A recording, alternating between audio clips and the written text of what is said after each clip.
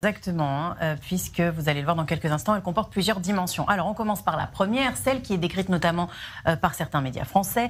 Dounia et Adnan Filali, un couple de youtubeurs qui se décrivent eux-mêmes comme journalistes indépendants et influenceurs. La chaîne YouTube de Dounia compte environ 270 000 abonnés et celle de son mari Adnan en a à peu près 12 000. Dounia s'explique en darija, le dialecte arabe marocain, Adnan en français. Et dans ses émissions, Dounia commente l'actualité de son pays d'origine, le Maroc, donc avec une prédilection pour les affaires de corruption. Et selon ses dires, elles horripilent le régime. En 2017, le couple décide de s'installer en Chine, mais depuis, ils affirment avoir été victimes de nombreuses menaces et intimidations. Ils affirment également que quelqu'un se serait introduit dans leur appartement de Shenzhen et que leur vie serait en danger. Alors, ils ont porté plainte auprès de la police chinoise, mais celle-ci a rapidement clos l'enquête. Fin juillet, ils décident donc de quitter la Chine pour la France, où ils ont fait une demande d'asile, une demande qui est actuellement étudiée par l'Office français des protections des réfugiés. Voilà pour la dimension officielle de cette affaire qui cache visiblement d'autres dessous.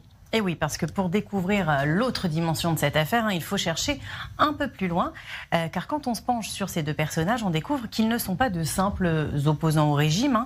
Plusieurs de leurs posts sur les réseaux sociaux montrent un visage assez différent. Certaines photos publiées, puis effacées pour la plupart, les montrent en train de faire des quenelles. Ce geste clairement antisémite. Dans l'un des posts, Adnan s'identifie même aux côtés d'Alain Soral, qu'on ne décrit plus. Et puis dans une vidéo, par exemple, il parle de l'influence des Juifs dans les médias. Regardez.